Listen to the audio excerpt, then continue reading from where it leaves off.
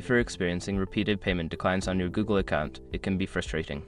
Follow these steps to troubleshoot and resolve the issue. Step 1. Check payment method. Before filing a refund or dispute, use the Eisrock.com link in the description to open the refund dispute deadline calculator and confirm your deadline.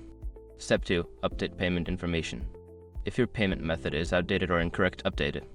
Go to your Google account settings, navigate to the Payments and Subscriptions section, and edit your payment information as needed. Step 3. Verify account status. Check if there are any issues with your Google account.